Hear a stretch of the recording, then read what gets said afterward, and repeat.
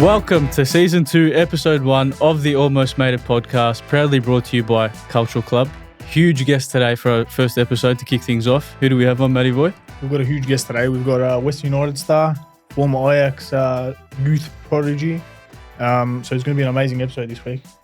So big welcome to Sebastian Pasquali. Thank you. It's good to be here, guys. I heard it's actually your debut podcast. Is this true? Can you confirm? Yes, I can confirm. I have not been on a podcast before, so yeah, it's exciting.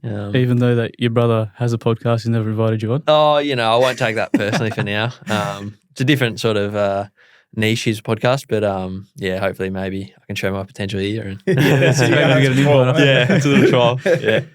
Maybe we'll start from the start. So we'll get into all the details later, but let's start from the start. How did you get into football? What was your childhood like? Where did you grow up? Yeah, I actually grew up in a small sort of rural Victoria town called Wangaratta. It's on the border between Victoria and New South Wales. And so I grew up down there. I spent up until the age of 15 there, pretty much living down there and playing down there. Got into soccer basically. I just sort of played it every day at school. Mm-hmm. I enjoyed it. I felt I was quite good at it. My dad was actually really into Aussie rules, so he played a lot of AFL, like in Wangaratta for Wangaratta Rovers. He played over 300 games or something, so he's a bit of a cult hero down there. Well, yeah. He's a Hall of Famer down there as well. So yeah, he's well known for that. And I did like try my hand at that, but I just never really enjoyed it as much as football. And yeah, it just sort of sparked my interest in, playing in the backyard with my brother, playing at school. Like, you're just playing all day, really, and you're getting screamed at by mum to come inside, like all those usual things, And, when we weren't playing it, we were watching it. We were getting up for those early Champions League games and watching the World Cup and watching the Euros, watching the Socceroos. It was just, living it and breathing it all day, every day for years. Did you try your hand at anything else apart from AFL? I did read an interview. It was translated from Dutch. I don't know how true this is, but they did say you were a pretty keen hip-hop dancer. I did. Do you want to give us a little? Yeah, I can give you a little rundown on that. Like, my parents were, very supportive of my footballing endeavours, but they also, mum was pretty keen to get me to at least try different things. Mm-hmm. Not to do them instead of football, but just to try different things and potentially, learn different skills, whether that's social skills or, different techniques and, different fitness components as well. And yeah, she knew sort of a few people that I went to school with that, that also danced and did hip hop. And yeah, she was pretty keen to get me to try that out and sort of make me sort of step out of my comfort zone a little bit. And so I did that for a couple of months, and you sort of go on. It was only once a week on a Friday, and I was the first one out of there as well because I didn't want to be late for soccer training. Yeah, it was like directly after it. So imagine telling your coach. I was busy popping. Well, did you at least enjoy it? Yeah, to be honest, I did. I actually did enjoy it. And I don't know if I'm not a good dancer now, so it didn't really. It gives a lot of performance. It definitely didn't help me in that aspect. But at least you tried. At least I tried it, and it was good. Like, you end up performing on stage, so like you got to be able to hold back a few nerves as well. Like, even though you're young, but it's only your parents and your family watching. But just sort of, I guess it teaches a little bit about that as well. Well, speaking of nerves, you made your debut very young at Victory. So how did that come about? How did you end up sort of a Victory? Well, yeah, as I progressed sort of through the pathways, through the various state teams, coming up through Vic Country and then the NTC program, and was doing well enough there. And Melbourne Victory sort of picked me up along with a few of my teammates, and sort of joined up with the youth team there. And yeah, that was sort of the last season of NYL as well. So it was a while back now.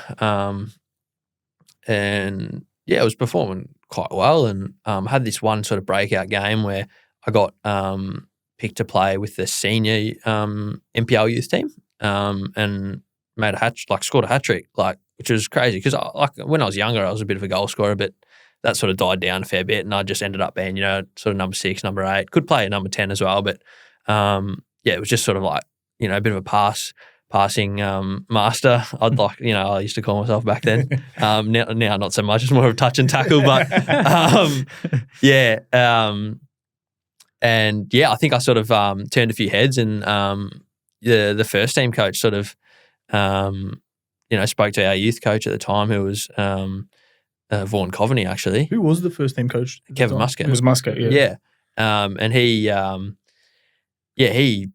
like took me under his wing basically. Like he was amazing for me. Like he put so much time and effort into helping me as a young player and trying to integrate me into the first team, and used to put me, as a joker in the middle of rondos. And this was at a time at Victory where it was Carl Valeri, James Troisi, Bessart Barisha, Archie Thompson was still there. I was a top team, like a very good team. They just were fresh off winning the championship.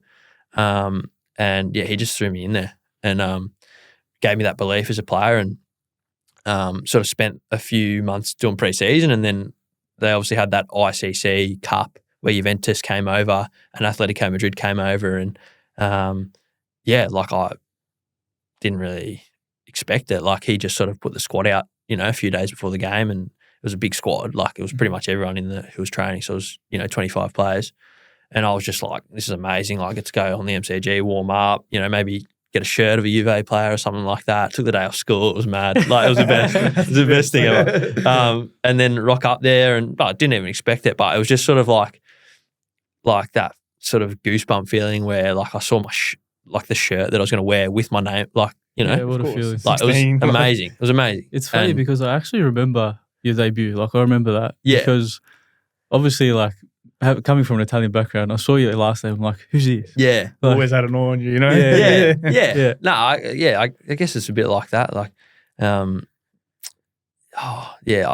even thinking about it now, like it's one of the best moments of my very short career so far. But I really value that, and just getting out there and playing. Like it went pretty quick. Like I think it was only like 15 minutes or something like that, and we're able to. You get to say you played against 100%, you know what I mean? 100%, and you played unbelievably well. Yeah, I had a few moments. It was just one of those games where like got the ball a fair bit. Like I was able to play a few passes and just sort of get into a bit of that flow state, I guess. And we scored while I was on. I was able to play a part in that passage of play, and then went to a penalty shootout, and I put my hand up to take one. I was like, what can go wrong here? Like, they got nothing to lose. I'll take one. Like, scored it, and it was a great feeling. Like, it felt like we'd beaten them, like in the Champions League final. Like for us, that was like a massive game, right? It's crazy too because you got to put it in perspective. Like you were 16 at the time. I can just imagine me at 16, like playing against Juventus. Yeah. It's like wow. But it's funny surreal, though. When you're younger, I feel like you don't think about it. As much. It's just confidence, pure confidence. You're playing. Just happy. You're just happy to be there. Yeah, absolutely. And then you're back down to the earth the next day. You're at school. Back to school. Like, you know what I mean? So I mean, I didn't really have that much time to even think about it. It was more just like, all right, I'm got to actually train well the next day or the day after that. So it was just. Yeah. So shortly after that, the big names came knocking. We were reading. Juve was one of the teams after you, and you chose Ajax. How did that come about? Was it a call? How did it happen? How did you choose Ajax in the end?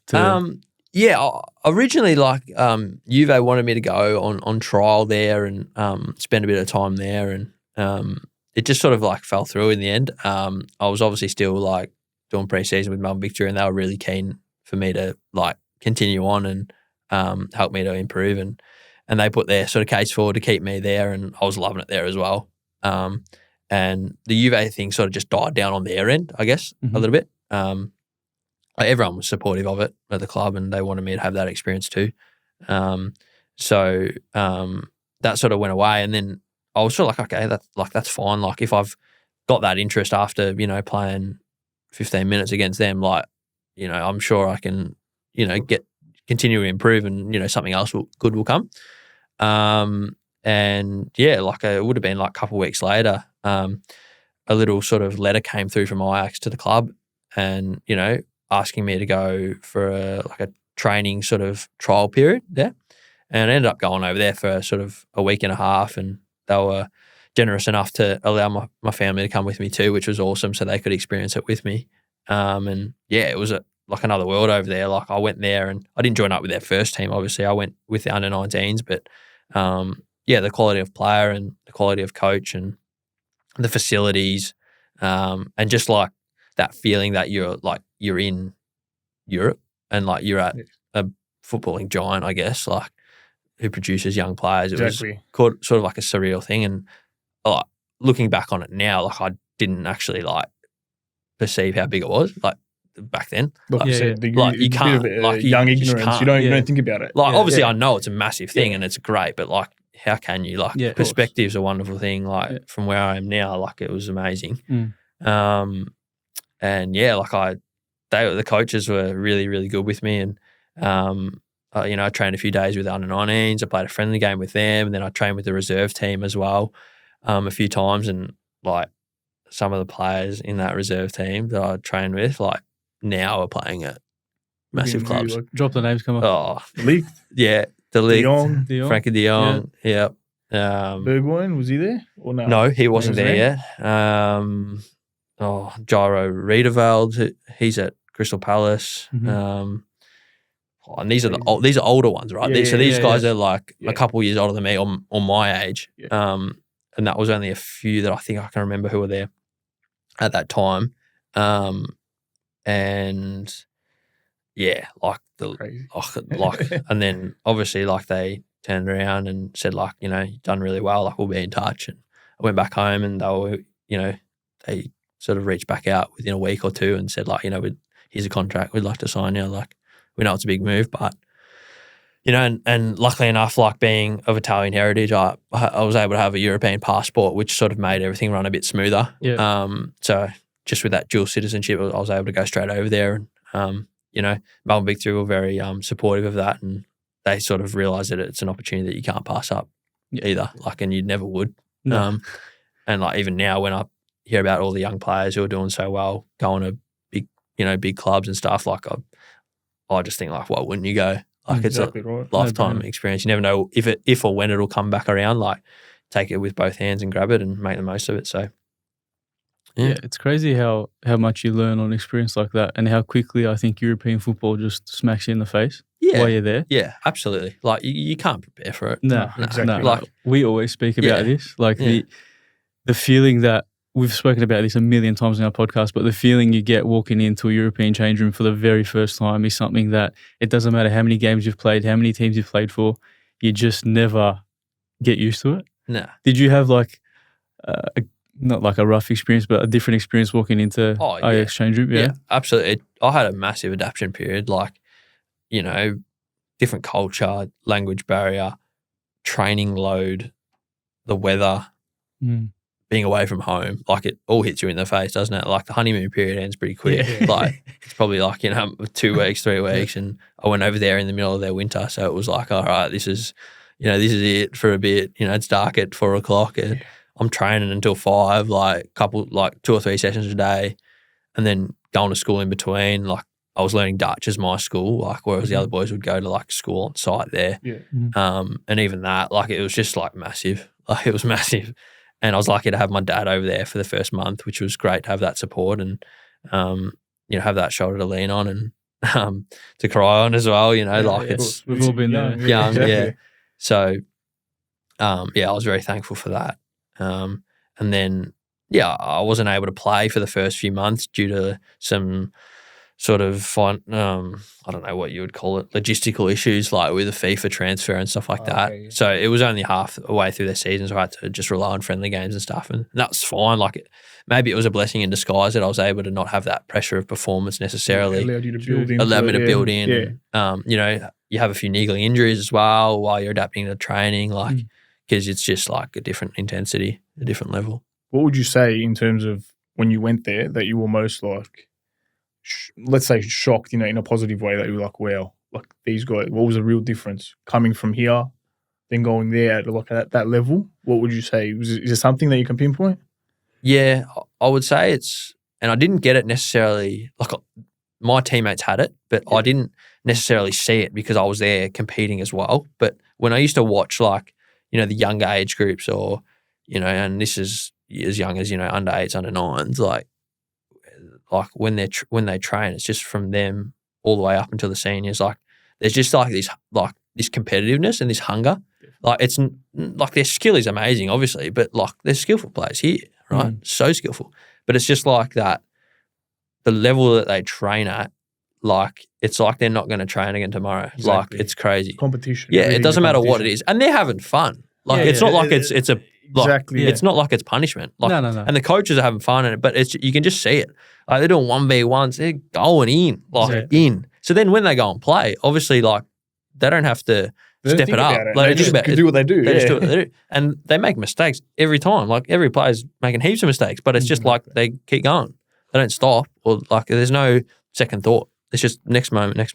That was definitely the biggest slap in the face for us as well. Yeah. Just that competitiveness, the mindset, the mentality at training. Like, yes, you have fun. Yeah. But when it's there to go in, you go in. Yeah. Obviously fairly. But it's also like, and then after training, it's like you did what you had to do. You like you battle, and then you're like, all right, respect after. You know what I mean? Absolutely. Because I feel like here sometimes even growing up, it's like it gets people get carried away. It's like, man, just because you're competing in the football field doesn't mean like I want to belt you off the pitch. Do you know what I mean? Yeah. And it's like that mentality you start to realize, man, like it's a bit like skewed here in terms of how we perceive competitiveness. Yeah. Competitive is good. It's fun. It doesn't mean that I want to kill you in a real sense. Do you know what I mean? And I think we got to teach the younger players that, because obviously that's why they're so good too overseas. Yeah, I agree. And it's sort of that argument of, you know, do you go into a club or a team like wanting to be liked or wanting to be respected? Exactly. Right? So you're going to be respected if you're a good player and you're giving everything 100%.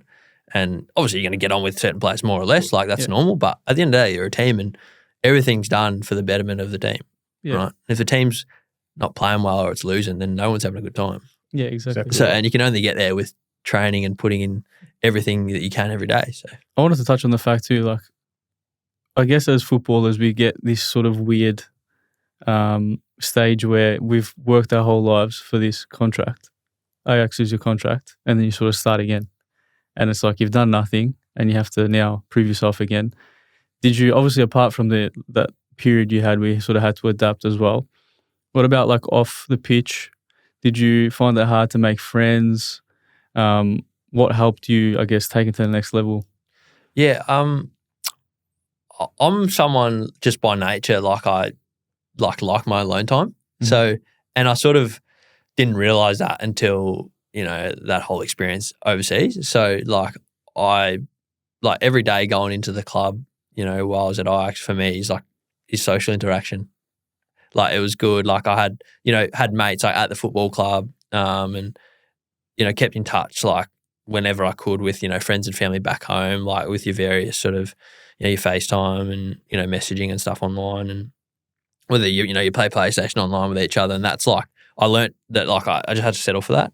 And it was hard to like make genuine, you know, relationships and with teammates, and like, I guess like, you know, they've grown up with each other from the ages of 5 and 6. So it's quite hard to like really get close, because like when I went over there, it's at that age where, you know, you're 18, you're 19, you know that like, you know, in 6 months' time, like this player could be over the other side of the world, like playing in a different club, a different country. So like, I don't know, everyone was sort of like, they had their friends who like they were with, you know, from a young age. And then all the boys who, you know, would come in from at different times were sort of just like a bit more like outsiders, I guess. And we used to just like hang around with each other. So like, you know, there was times there where there was, you know, players from Romania, Slovenia, Iceland, you know, like players from all over Europe. So you sort of like get on with each other because like you're new and you're friends. Like I remember doing like Dutch lessons and stuff with, you know, a Brazilian kid, and like he was just like, he couldn't even speak English. So like he had to learn English first to then learn Dutch. Yeah. So he had to learn Dutch from English, not from Portuguese, because it's more helpful for him to learn English as well. Like more than Dutch, right? Because at the end of the day, everyone there, they speak English and they understand it. And a lot of the times the coach will be communicating in English, because if he's got 4 or 5 players who are international boys, like it's better. Like all the Dutch boys understand English, so it's a bit like that. Yeah, so I guess like that off-field stuff and developing those friendships and relationships, like it taught me like some life lessons and how to sort of be independent and run a house. Like I was able to. I didn't stay with a host family. I stayed with my dad, and we got a little rental, and he was back and forth from Australia along with my mum and my brother as well, and my manager too would come and stay with me at different times. So it gave me that sort of opportunity to grow up pretty quick. Do you struggle a lot with the loneliness at times? Yeah, in the winter. Yeah. Just in the winter, because like we're from Australia, we love the sun, we're used to the heat, we're used to it being bright all day. So just that loneliness when you get home from training or even on your day off was probably the worst, because like you're not going into training and it's like you don't really want to like go and do too much. You just want to hang out, but like you're just there and it's cold, it's dark, it's probably snowing a little bit as well. Yeah. And like you can only play so many FIFA games or do so many FaceTime chats, like, because it doesn't feel real, right? Nah, it's different. It just doesn't. So, like it's inevitable that you're going to feel lonely at times. And it was just sort of dealing with that as best as possible and trying to come around to the fact that like what you're doing has massive purpose and you really do like want it and enjoy doing it as well. Yeah. It's almost like you don't want training to end some days. Yeah, absolutely. When it finishes. You don't think about these things when you're training. Yeah, absolutely. Like it was just, for me, it was like, how long can I stay at the club for? Yeah, like, exactly. You know what I mean? Like who wants to hang around and play another game of like table tennis or it was just like, that was my, outlet being there. Yeah. So yeah, at times when I was by myself, it was difficult, but yeah, I got a lot stronger from that. I was going to say, like you said, I think you grow up quick. Yeah, absolutely. Yeah, and then it helps you now, like in the long run. I guess you look back and you're like, from those like lessons that you've learned, you're a better man for it. You know what I mean? Absolutely. So, like I always say, like, to people close to me, like I would go there and have the exact same experience, exact same outcome, just to experience all that again, because it wouldn't have, like, it made me who I am. So, I'm very thankful for that. Who would you say was the best player that was at Ajax when you were there, that you played against, or you thought was just like Frankie de Jong was crazy. Yeah, it was already you knew from then. Yeah, just football IQ, just everything. Like just everything about you. I remember like you'd have to like if I'm playing on him, like if we're on opposite teams or whatever. I only trained with him a handful of times because I didn't train with the first team a hell of a lot, but he was just playing in the midfield, and I was just like, oh, you go get him. Like someone else go get the ball. It would have been a good thing for you, but to look at him and say, like, I need to model my game around him and absolutely. stuff. Yeah. But like I would try and do it, and I'm like, what? Like, how does he do that? Like he's there and then he's gone. You know? So he just has that innate technique. Like it's crazy. And then he grew up there, yeah. No, he actually didn't go. He wasn't at Ajax for a very long time. Oh, really? He not like some of the other boys. He went when he was a little bit older. He came from Willem II, I think, and he made his senior debut there, and then came across into the reserve team at Ajax, and then obviously went to the first team pretty quick, and then he's done what he's done, and so he was a top player, and then the players who I actually played with, like week in, week out, train with every day. I mean, you got Sven Botman starting centre back at Newcastle United, Pascal Struijk, he couldn't even get a game sometimes, and he's starting at Leeds United. Wears captain armband sometimes. Serginho Dest, Ryan Kravenberg at Liverpool now. Oh, really? He put me out of a game. Like he was that good, you know. Yeah. And he's 2 years younger than me. So him. And there's just some more players who play in the Dutch league still. But yeah, just some very, very talented players. Crazy their success rate. Yeah. Like you look at all these players you just named, they're all playing for like big clubs starting. Yeah. And it's like normally you see the youth team and it's like, one guy makes it. These guys are all at big clubs, man. So there's obviously something in the water down there. Ajax. They're doing something right. Yeah, they are. Was there something they could sort of that sticks out that Ajax were doing that maybe you hadn't seen before? I mean, obviously coming from Australia, it's different. But do you think there's something in the waters, that so to speak? Yeah, I think like obviously you got to think about like, why are these players so good? Like they've got talent, but who's getting the talent out of them? Obviously they can get a lot out of themselves. They're getting everything out of themselves, but who's nurturing them? And they've obviously got a very, very, very advanced coaching method. They employ the right coaches. They also develop the right coaches as well. And yes, like some of the coaches I had, they were all past players. Players who Michael Reisiger played at Barcelona, AC Milan, Ajax.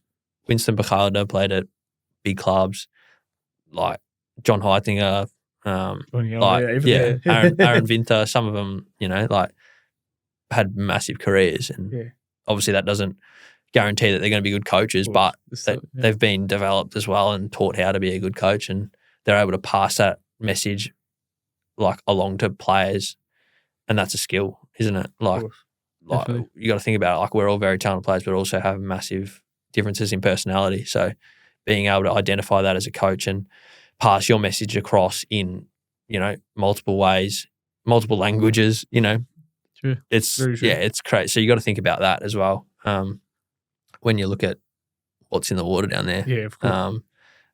Before you even think about what the facilities are and all that sort of stuff. Is it true that sort of from youth level to like the first team, everyone plays in a similar way? So then I've heard like that everyone's sort of trained in the same way. So then when they go into the first team, it's like a seamless way of playing. Yeah, I would say that. Like they're taught fundamental skills and each sort of jump in age group, they sort of add a layer on. Yeah, just keep going. They just keep going until it's sort of at that stage where it's all for results.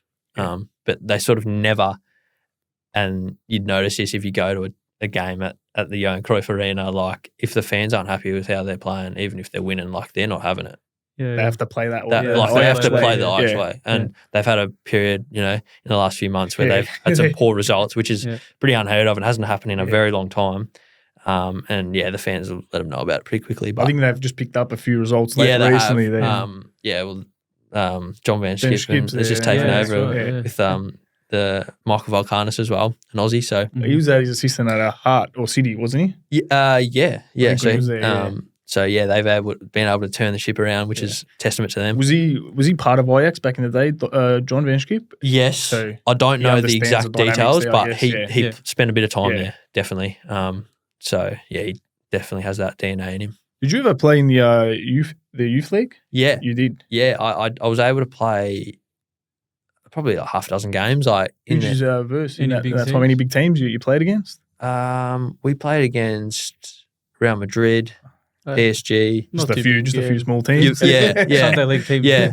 Well, it's just short. Like it's just you don't play heaps of games. Like, so you have the same group as the first team. Is that how it works? Not necessarily. If Ajax qualify, the first team qualify as they win the league and they go straight to the Champions League, then we follow. Okay.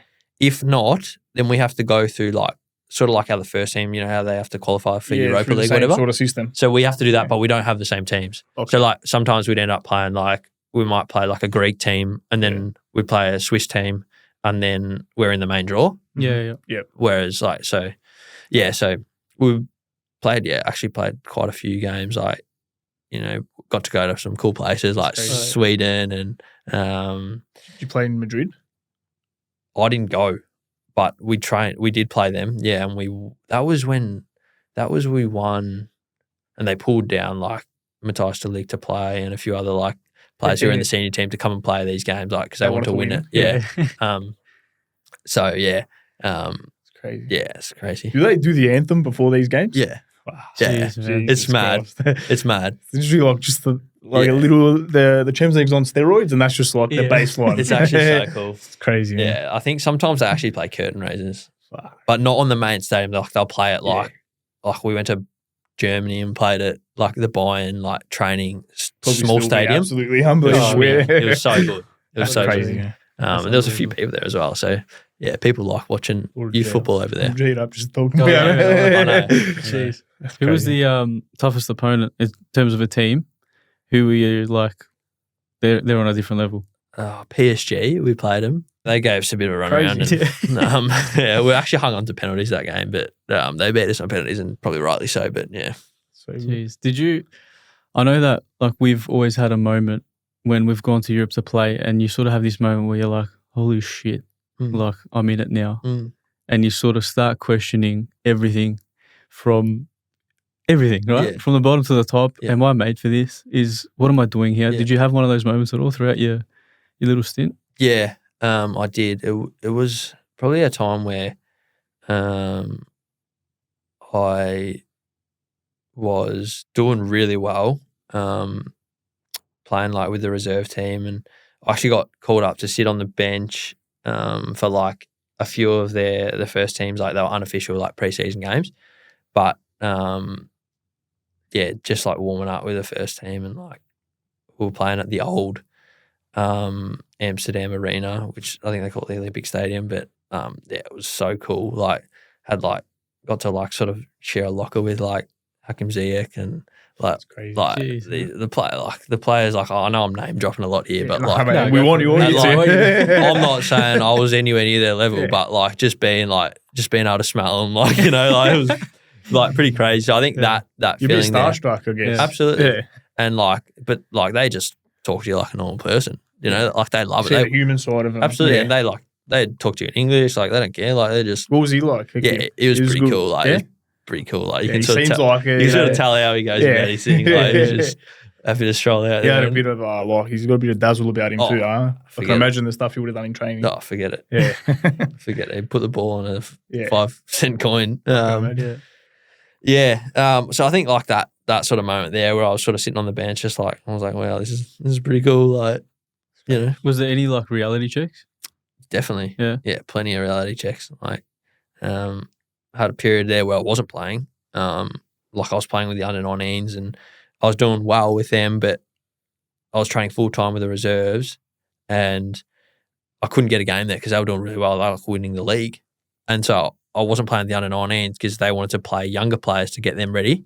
So like I was sort of like, I was in that middle where I was like doing really well, but like it was sort of a really weird, like mentally hard situation to deal with. So I was like, well, I need to play, but like I can't play. I'm getting 10 minutes off the bench and doing well still, but like, where am I going here? Like, am I progressing here? Or and so that was like I had a few chats with the coaches at the time, and they were pretty like reassuring me that like it's all right, like it'll come. Like, and I ended up playing like half a dozen games with the reserves, got a few starts towards the end of the season. It actually felt really important, and we won the league, which is the first time ever our youth teams won the second division in Holland, and that was that's amazing. A great memory. Yeah, it was a great memory. Yeah. And like you guys know, I was like probably as good as anyone. Like, if you're not playing and your team wins, like you don't feel part of it. No. So like if I didn't play like those, you know, half dozen games towards the back end of the season with them, I would have felt like, oh, this is not mine, you know? Yeah. So it's amazing how things can change pretty quickly. And then that was a hard period to deal with. And then it's sort of like I was able to get through that and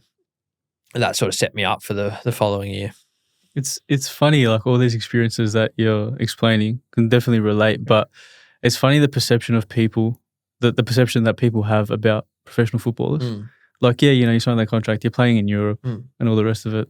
They see you on the outside, wow, unbelievable, he's living the life. But really, you know, you take it down to the human side, the mental struggles and everything else that comes with it. It's so hard for people to understand, to even explain if you haven't done it yourself at that age. Exactly. That's another thing. People forget, like, a 16-year-old kid, and then you compare him to, like, a 16-year-old kid, just normal kid. It's like, man, he doesn't even know how to, like, make lunch for himself. You know what I'm saying? It's like a push things in perspective, and you're like, Jesus, like, take it easy. There's a kid behind this, you know? Yeah, exactly. Yeah. It sort of shows you, the media, you see it a lot these days, and it's like, even like with the Tonali situation, you know, with the betting and that, like, going on a bit off topic, but you forget that he's like a 22-year-old kid. And it's like, man, the kid just needs a bit of guidance. Like, at 22, we're all the same like that. You know what I mean? It's like, people forget that. Yeah, absolutely.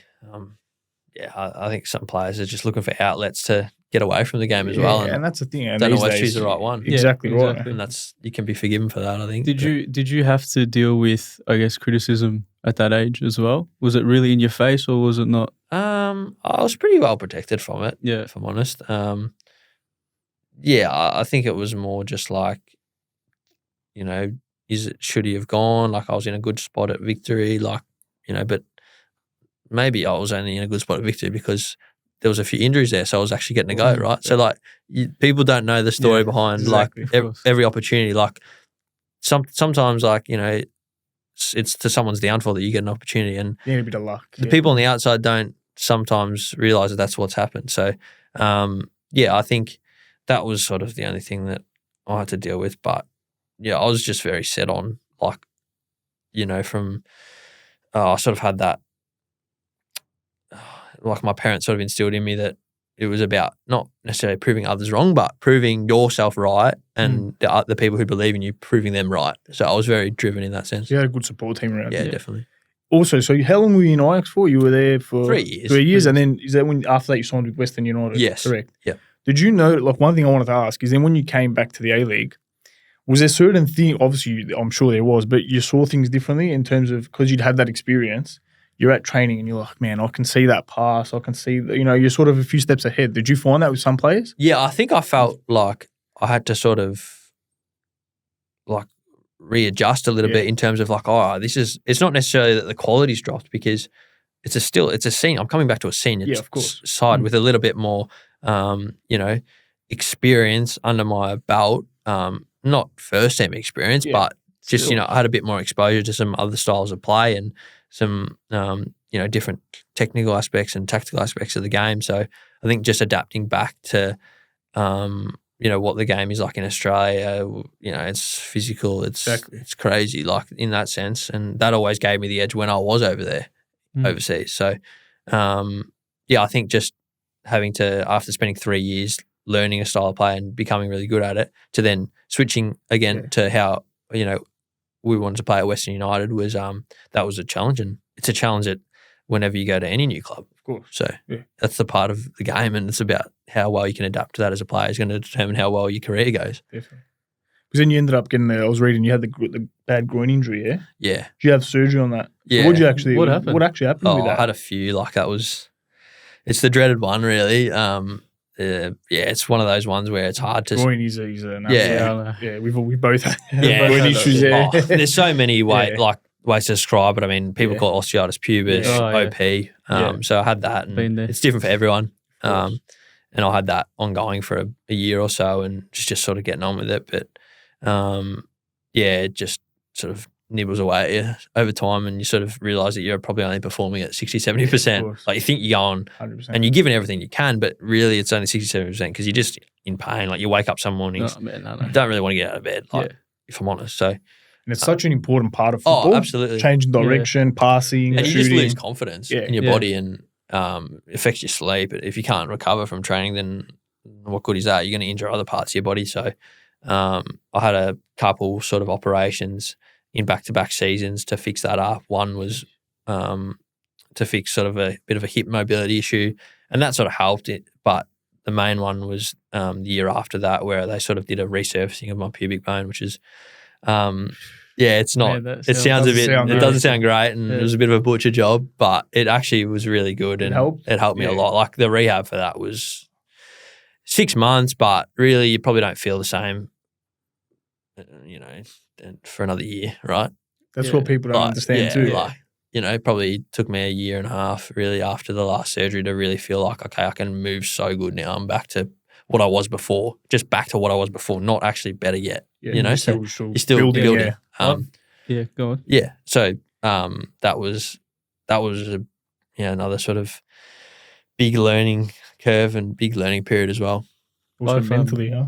Yeah, definitely. You had your own experience. Well, I've just come back from an ACL, but I had OP, and I think OP was worse, to be honest. Yeah, I think it's more debilitating. Yeah, I just remember, like, you probably had the same experience, but being on one leg, this is how I first realised, right? I was on one leg, and I think I was putting a sock on, and I just had this, like, ache. Yeah. And I just kept thinking it was like, I'm just sore from training. Like, I'll get over it. Yeah. And slowly, I'd cough. Yeah. Can't cough anymore. What's that about? Yeah. Sneezing. I used to dread sneezing, man. Yeah, like whenever I felt a sneeze coming on, I'm like, no, please God, no. Because it got to that point where it was just so debilitating. So I definitely feel your pain, man. Yes. But you're all right now? Yeah, all right now. And I've been very good for all last season. I was completely injury free and so far this season as well. So, just build the momentum. That's Yeah, the you just aim. build Yeah, with the momentum, body, right? like you said, you have to have confidence in your body. It's like your tool. Yeah, if you don't have the body, then you can't play. You know, so I definitely understand that. And another thing that I think people don't understand is like what you said. You had 6-7 months rehab. You're part of a team, but then like you're sort of thrown out of the team. Now it's up to you, man. Like it becomes that. How do you find that mentally? Like. Yeah. You're obviously not playing football. That's what you love to do. Yeah. And you're trying to get the body right. So it's like every day would have been, some days you're like, Jesus, man, I just want to get back on the park. Yeah, it is like that. And like given the nature of the injury, like it's very hard to put a time frame on it. There's no exact structure that you can follow like for an ACL or, like it's very individual. It's very touch and go and it takes a long time of trying things and, mucking things up and then trying them again. So, and obviously you're going to be frustrated that you're not out on the pitch. And I just sort of tried as best as I could to take away that pressure of like, I get back when I get back. Like, you know, obviously, like, you might have that sort of contractual pressure as well where you're out of contract and you realise, like, if I don't get back and show that I'm fit, like, is there a future here? Like, is there another contract at the end of it? Like, I was extremely lucky that the club was very supportive of my process and, you know, were there every step of the way. And, you know, I'm still at the club now and I'm super thankful for that and all the people involved with my journey there because, you know, obviously it's painful for me, but it's obviously painful for them too because they wanted to see me play and do well for the club. So, yeah, it's just how do you deal with that as a player? Like, you get everything taken away from you, like what you want to do. So, because I couldn't really do what I wanted to do, I had to find other things that I also didn't want to do, but you have to do I had to learn to like them, Yeah. you know, and obviously I just, you know, pride myself on being super, you know, professional and dedicated, but there were days where, like, it's just not the day to go in and work. It's just like, you just got to get in. It's like today, like, I think all I can do is like a bit of gym, like a massage. I'm out here. Let's start again tomorrow. Yeah. Because, you know, it's a different sort of fatigue on the body. It's a mental fatigue. On the mind, exactly. Exactly right, man. You know, there's days where you want to spend all day at the club because you don't want to think about anything else, but then there's days where, like, you don't want to be there because it's like, well, I don't want to be there and see everyone else go out for training or sitting on. Makes it even lower. Yeah, it's like, why do I need to go and sit in a team meeting when I haven't played a part in it? Like, I got nothing to add here. Like, no one wants to hear how I think. Sort of just making you feel worse. Yeah, it's like, let me get on with it, you know. Yeah. So, you go through lots of ebbs and flows throughout a long rehab, and you learn a lot about yourself, and you learn, you know, what, you know, is ultimately going to help you in the rest of your career. It's funny that, you know, football gives you so much but can take so much too, you know. And it's in an instant too. just like that, exactly. And it's hard as well because, you know, you have football to lean on all the time when things go bad. Yeah. In your other aspects of life, you've always got football. Yeah. But when you're injured, that's taken away as well. Yeah. And it's just so hard to deal with that. Exactly what you were saying. It's you got to find other things, you know, that you probably don't even like doing, but it's something else. Yeah. So yeah, definitely understand. We briefly touched on before Big Diamante, old friend of Cultural Club. Yeah. Yeah. What was it like having him around all the time? It was awesome. He was a really, really good character to have in the change room and did very well for us, you know, on the park. He's had an amazing career and some of the knowledge and, you know, pointers he could give to us players, you know, you can't value, like, couldn't value that enough. And yeah, he's just a really sort of normal guy. Really, he's quite out there and he's quite funny and he's always up for a laugh. And I don't know, it was quite an amazing experience to have a teammate like of his caliber for a few years. And yeah, I think he's been good for the league. He's been very good for our club, helped growing us, you know, as a new club, growing our image off the park as well. So yeah, I think you know, he's moved on to the next stage of his career now.